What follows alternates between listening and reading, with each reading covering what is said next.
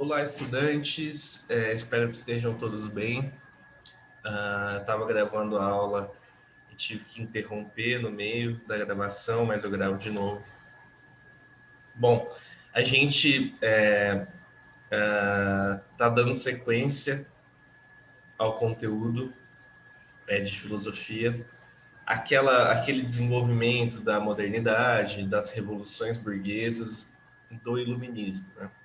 A gente falou do iluminismo na França, do iluminismo na Alemanha, Revolução Industrial, Revolução Francesa. A gente vai dar sequência a esse estudo, mas hoje eu preferi dar uma aula mais temática para a gente falar de Estado, que é um elemento fundamental da ciência política, da filosofia política, da sociologia. Semestre que vem vamos começar a sociologia, então é importante também a gente ter em mente alguns conceitos, né? E a ideia de Estado que a gente vai ver hoje é mais no sentido de entender o Estado moderno, né? Então, a primeira aula eu vou me dedicar a explicar o que é Estado, o contexto do surgimento do Estado moderno, e na segunda parte da aula a gente vai falar de aprimoramentos do Estado moderno após as revoluções burguesas, principalmente a Revolução Francesa e a Revolução da Independência dos Estados Unidos, que modificam a ideia de Estado moderno, que aprimora o Estado moderno, a instituição política, né? A política institucionalizada, porque hoje a gente vai estudar o campo institucional da política, tá? Mais no sentido de ferramentas e aprimoramentos do Estado moderno. É isso que a gente vai tratar na aula de hoje, tá? Não quero fazer uma aula muito longa, então vai ser, primeira parte, contexto do surgimento do Estado moderno, o que é Estado e contexto do surgimento do Estado moderno. Segunda parte, aprimoramentos do Estado moderno aprimoramento institucional do Estado moderno após as revoluções burguesas, né? Principalmente tendo em vista a ideia de federalismo e divisão dos três poderes. Federalismo e divisão dos três poderes. Bom, então vamos à primeira parte da aula. O que é Estado? O contexto do surgimento do Estado moderno. Por que é Estado moderno e tal? Bom, é uma aula, então, que eu preparei hoje, uma aula de Estado, poder e sociedade, focando, dando centralidade à questão do Estado moderno, tá? Mas, para entender Estado moderno, creio que seja fundamental compreender o que é Estado, né? Um elemento tão importante da nossa vida e da ciência política, e da filosofia política, e da sociologia, e da antropologia, se quiser, das ciências sociais, mas da vida social, né? Estado é uma instituição política que detém certa autoridade, geralmente mais. Perdão, vou reformular. É uma instituição política que detém certa autoridade, dependendo de qual Estado estamos falando, em qual contexto, em que lugar, pode ser uma autoridade mais legítima e uma autoridade menos legítima, né? Porque Estado não existe necessariamente só na ideia de modernidade, de mundo moderno europeu, e que foi se desenvolvendo e se alastrando para outros países. Não, Estado, a gente pode falar de Estado no Império Inca, por exemplo, né? É uma instituição política que detém certo nível de autoridade. Estado nos povos pré-colombianos, assim, tem uma instituição política, tem uma capacidade institucional, uma estrutura institucional, né? Então é Estado, né? Capaz de reger a vida social e pública, então é Estado, né?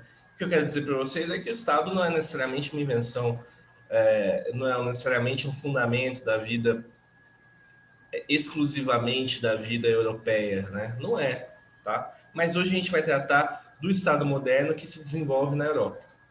Então, o Estado, em termos gerais, é uma instituição política que detém certa autoridade, que mantém um tipo de estrutura institucionalizada capaz de reger a vida social e pública e a vida particular também, né? Dependendo do nível de importância social desse Estado.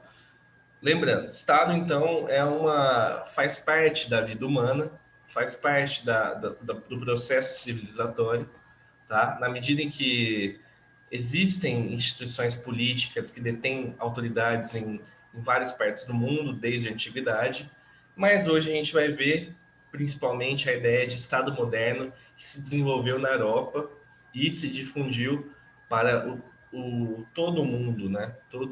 Para o mundo todo, a partir do século XVIII, XIX, XX, XXI, com a criação das nações, né, unificação nacional e tal. Bom, na política, essa é uma segunda questão, a parte de baixo. Na política é importante diferenciarmos poder e dominação. Eu já explico no parênteses, né? Poder é um poder político, pode ser socialmente ilegítimo. Eu vou explicar. Dominação política é sempre socialmente legítima. Explico isso porque talvez não seja tão fácil.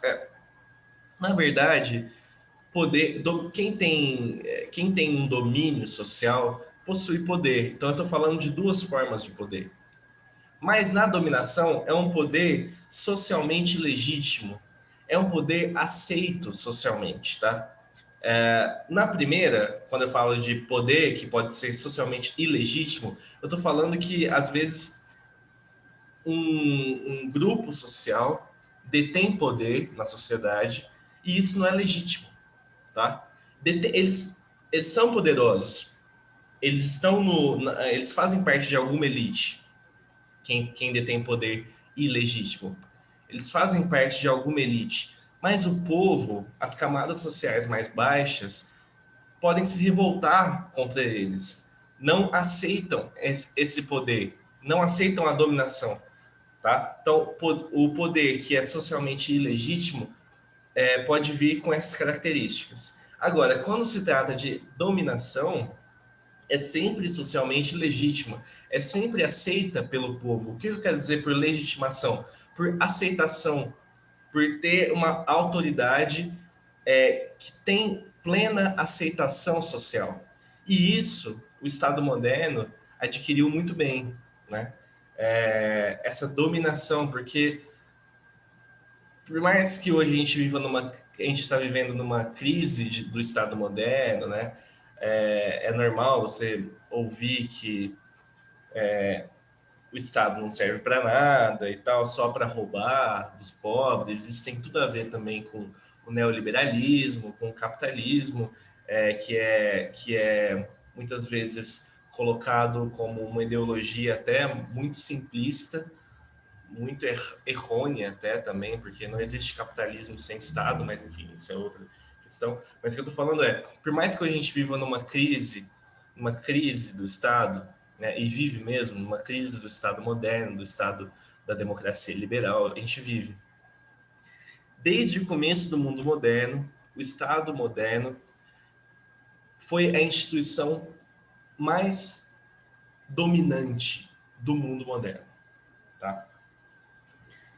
Ela constituiu um tipo de dominação social muito forte, porque a gente nasce já sabendo que somos brasileiros, vivemos na República Federativa do Brasil, no Estado brasileiro, quer dizer, a gente sabe que a gente faz parte de uma instituição política maior, de um Estado, né? Veja que eu estou falando de Estado com E maiúsculo, tá? Que significa essa instituição política, o governo federal. Estado com E minúsculo significa Estado de São Paulo, Estado do Rio de Janeiro, Estado do Espírito Santo, tá? Só para a gente colocar o pingo nos is. Mas o que eu quero dizer é que o Estado moderno, ele é a instituição, foi a instituição e é a instituição mais dominante do mundo moderno. Tá? Talvez hoje o mercado seja mais dominante do que o Estado, de fato, faz sentido também do neoliberalismo, mas, de qualquer forma, o mercado só se desenvolve por conta do Estado. Então, o Estado moderno, o Estado foi, no mundo moderno, a instituição, e é a instituição mais dominante do mundo moderno, tá? A gente vai ver um pouco sobre isso. E por quê? Porque o poder é legítimo, tá? Opera através de leis, através de normas, né, no nosso caso. Por mais que você tenha uma população que não concorde com as posições do Estado, essa população não pode fazer muita coisa também quanto a digamos assim, acabar com o Estado, extinguir o Estado. Não pode, né? Então, a ideia aqui é entendermos a capacidade de dominação do Estado moderno, tá? Que é socialmente legítimo, tá? Tem uma aceitação social e opera numa condição muito favorável para a sua existência e conservação. Tá? Pode ser através do mundo das leis, das normas, né? Mas também no campo da aceitação social. Então, como surge o Estado moderno na Europa? Né? Isso é uma questão interessante de pensar, de colocar. O surgimento do Estado moderno está relacionado com o processo de nacionalismo, criação das nações, que inicia-se na Europa no contexto da passagem do mundo medieval para o mundo moderno. O primeiro Estado moderno, monarquia portuguesa, formada após a Revolução de Aves, século XIII. Na verdade, é século XIV, minto. É século XIV. É nos 1300, mas enfim, século XIV. E outros conflitos bélicos e militares. A Revolução de Aves acontece em 1385. Então, é no século XIV, eu coloquei errado. Bom, o surgimento do Estado moderno está relacionado com o processo de nacionalismo, criação das nações. O que significa isso? Quando a gente fala de mundo medieval, de Idade Média, a gente falava de reinos. Reinos descentralizados, né? Reinos fragmentados. Na passagem do mundo medieval para o mundo moderno, né, que ocorre ali no século XIV, XV, a gente começa a falar de criação das nações, de unificação nacional, de centralização política, tá? De Estado centralizado, tá? Então é isso. O Estado, a ideia de Estado moderno na Europa está relacionada com o processo de criação das nações no contexto da passagem do mundo medieval para o mundo moderno, porque no mundo medieval não tinha essa ideia de Estado centralizado, era mais reinos fragmentados, que não tinham muita autonomia. Quando surge o Estado moderno, a gente vai falar de centralização política, de autonomia, de unificação nacional. Tá? Por exemplo, o primeiro Estado moderno é a monarquia portuguesa, e tem tudo a ver com as guerras de reconquista que acontecem na Península Ibérica, perdão. As guerras de reconquista para expulsarem os muçulmanos, né, que viviam naquelas terras, expulsarem os mouros que viviam naquelas terras. Então, naquele momento de conflito bélico e militar, existem condições favoráveis para para Portugal, para a monarquia portuguesa se unificar, né? O que era antes um reino vai se tornar um Estado, uma nação unificada, né? E que vai ser o primeiro Estado moderno, uma monarquia, tá? Que a gente chamaria de monarquia absolutista. Beleza, uma coroa portuguesa vai se formar. A ideia é o primeiro Estado moderno. Depois vai a França, né? Depois, a França não, perdão. Depois vai a Espanha, né? Depois França, Inglaterra, Países Baixos, né? Como Holanda, Bélgica, depois Itália, depois Alemanha, por aí vai. Então, essa é a questão. É interessante porque Não é por acaso que Portugal foi, no começo do século XV, o primeiro país europeu a se expandir, né? Inclusive chegando às Américas depois, praticamente junto com Portugal, com Espanha, perdão, mas conquistando outras terras, né, fora do continente europeu. Não é por acaso que Portugal se expandiu primeiro nas grandes navegações, conseguiu as primeiras colônias.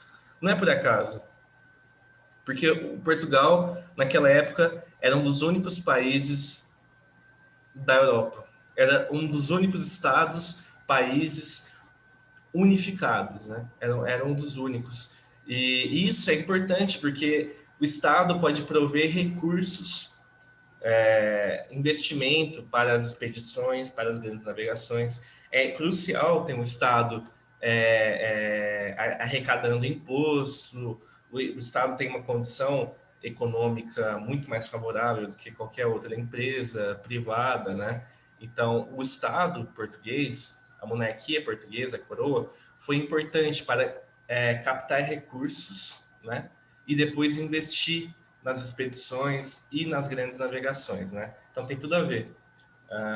Não foi por acaso que a monarquia portuguesa foi a primeira, o primeiro povo europeu foi o português, né? O primeiro povo a se expandir foi o português. Não é por acaso, né?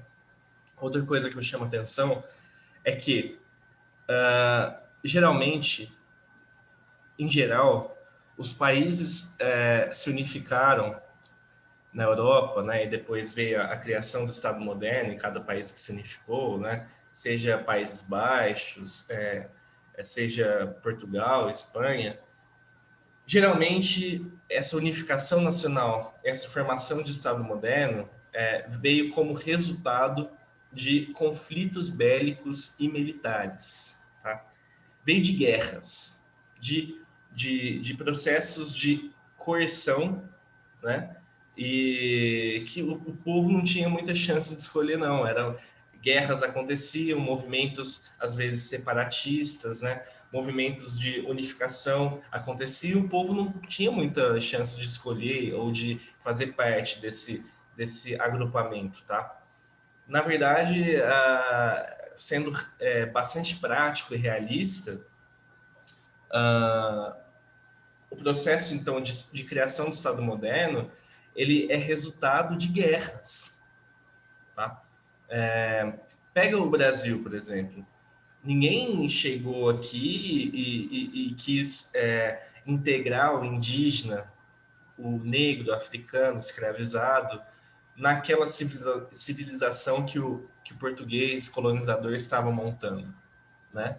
Na verdade, isso foi um processo conflituoso desde o princípio, né? Foi um processo bélico também, né? Conflituoso.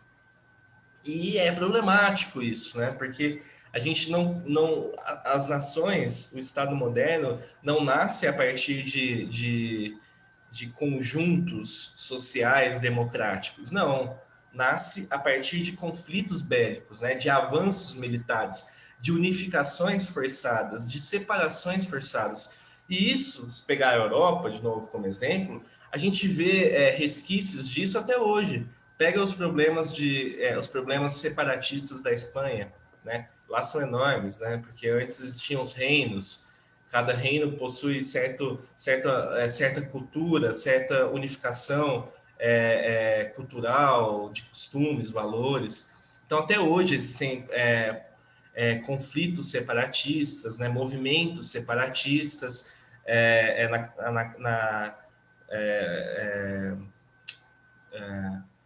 na Catalunha, né, e tal. Então, por exemplo, você vê que ainda hoje existem processos ainda existem fragmentos dessa dessa dessa formação, né, que é uma formação bélica, que é uma formação militar. Estava vendo porque eu estou esperando no celular, porque eu estava esperando uma mensagem um pouco digamos assim, emergente, mas não é nada. Bom, então é isso. Eu espero que tenha ficado claro. Qualquer dúvida também a gente esclarece no decorrer.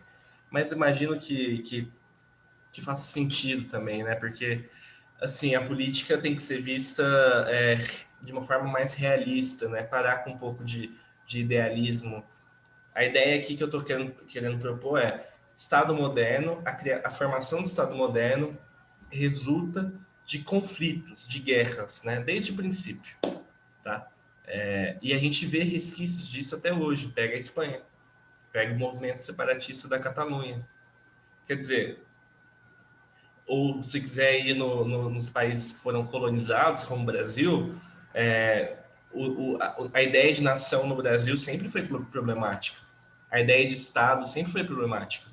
A gente vê até hoje esses conflitos, né?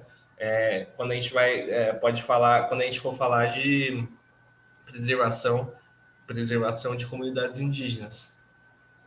É conflituoso até hoje, porque não houve não houve uma preocupação de integração dos povos indígenas ou dos africanos que eram escravizados. Não houve nada disso, não houve essa preocupação. Foi só uma unificação, um nacionalismo aqui no Brasil forçado, uma ideia, uma criação da nação forçada. Os povos diferentes que estavam aqui dentro, eles que lutam, né? Para falar no linguajar popular da internet, eles que lutem, é tipo isso. Bom, é, aí eu vou para o último slide. Então, enfim, o que é o Estado moderno, se a gente for caracterizar dentro desse processo de nacionalismo, de criação das nações, né? Que se desenvolve na Europa e depois se expande para o mundo todo, né? A ideia de Estado moderno. Bom, Estado moderno possui um território baseado em fronteiras delimitadas, Estado-nação, e jurisdição, aplicabilidade das leis dentro do território. Isso quer dizer que é necessário haver um território bem delimitado nacionalmente. Isso é muito claro, né? Está na geografia, por exemplo. É necessário haver um território bem delimitado para existir uma nação. Jurisdição. O que é isso? Aplicabilidade das leis dentro do território. Quer dizer que se um suíço, ou um espanhol, ou um angolano, ou um francês, um jamaicano, ou um chinês, ou um coreano, que seja, se eles estiverem dentro do Brasil, por exemplo, o que vale o que vale são as leis e a regra do território brasileiro, tá? Se eles estiverem dentro do Brasil, se eles cometerem um crime, o que vai a justiça penal que vai operar para mediar e resolver esse conflito, esse crime, é a justiça penal do Brasil, não a justiça de fora, do país deles. Assim, se o cara for jamaicano, não vai ser a justiça da Jamaica, né?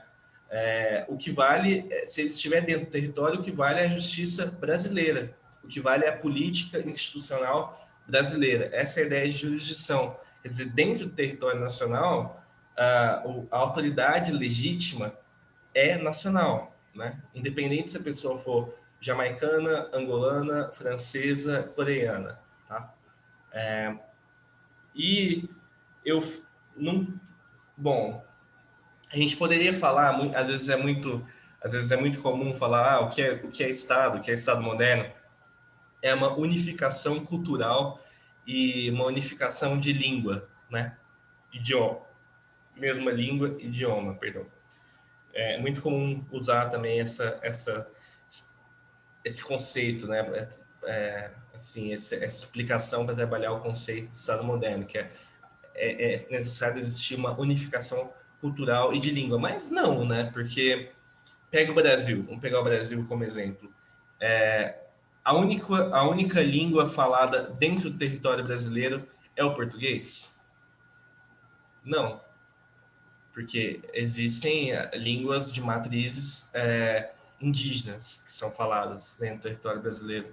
Existem línguas de matrizes africanas que são faladas dentro do território brasileiro. E depois, com a globalização, você pode ter diferentes línguas que são faladas aqui por japoneses, por italianos, por exemplo.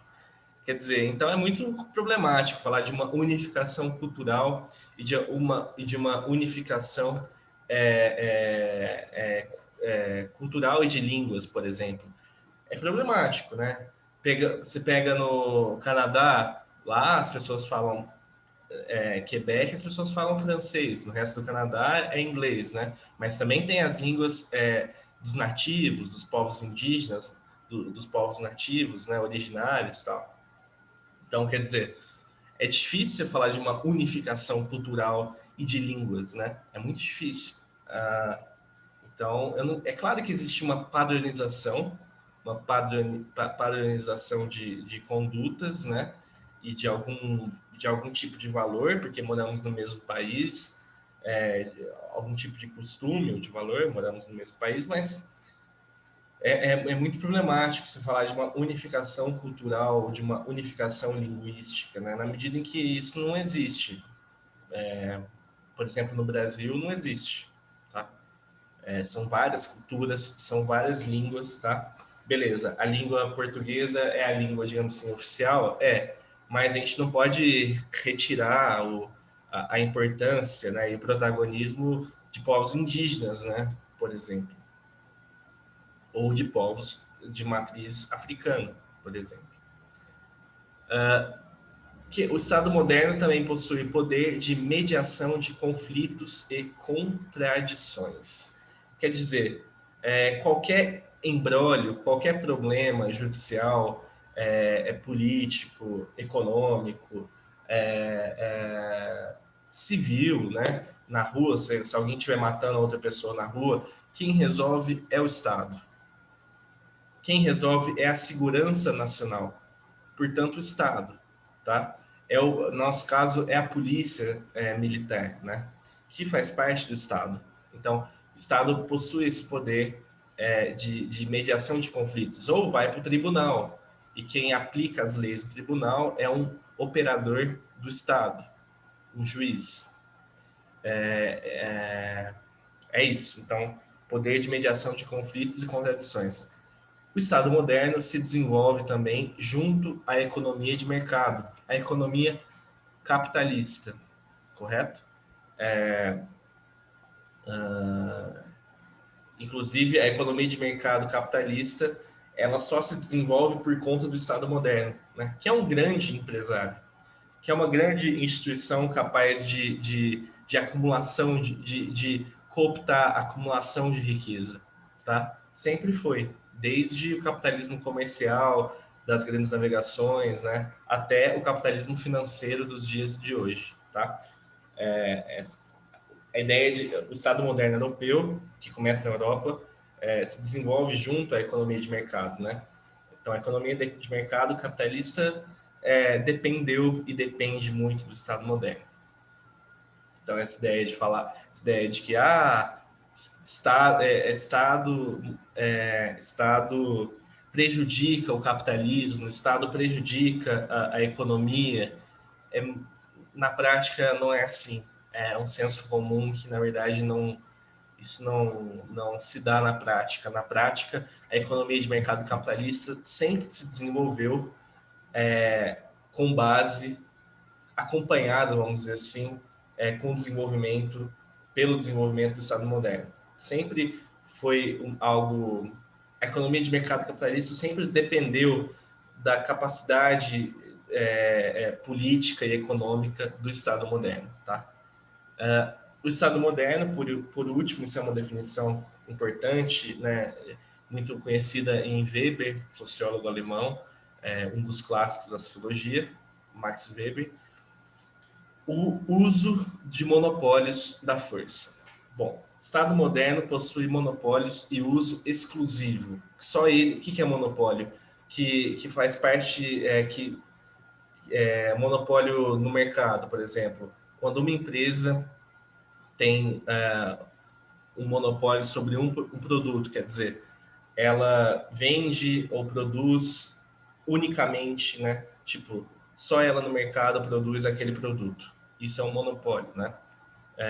Quando ela tem essa exclusividade, tá?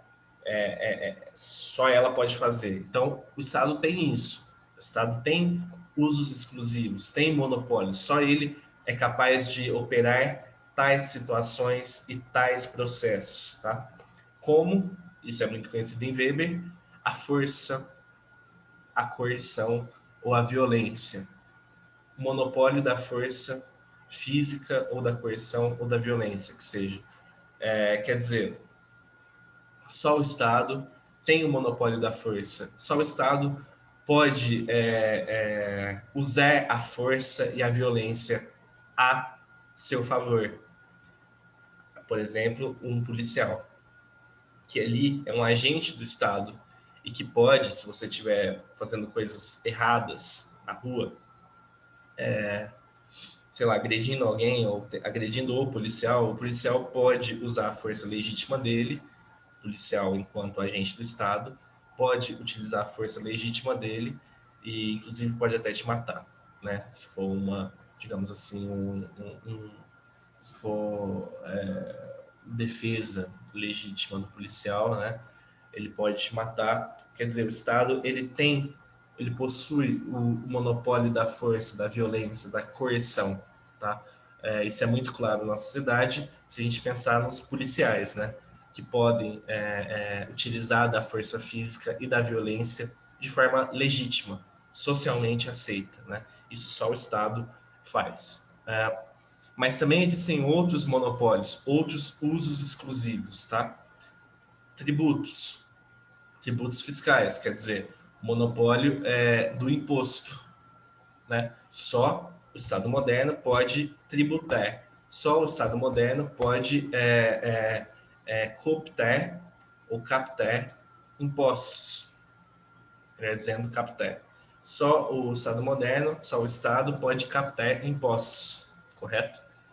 Só o Estado moderno pode captar tributos fiscais, tá?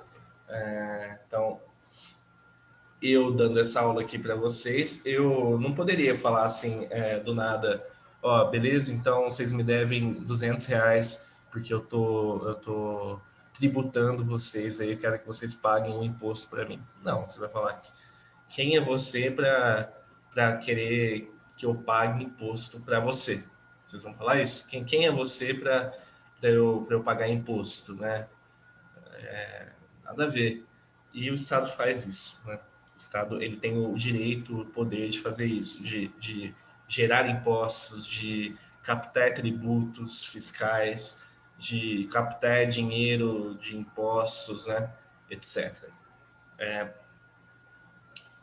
E, por último, ele possui o monopólio e uso exclusivo da produção da moeda, do dinheiro, né? Então, é o agente, é a instituição que vai produzir, manipular, conduzir a produção de moedas, de dinheiro na sociedade capitalista, né? Então, é isso, gente. Na próxima parte da aula eu falo sobre aprimoramentos do Estado moderno após as revoluções burguesas, ok? Após as revoluções burguesas do século XVIII.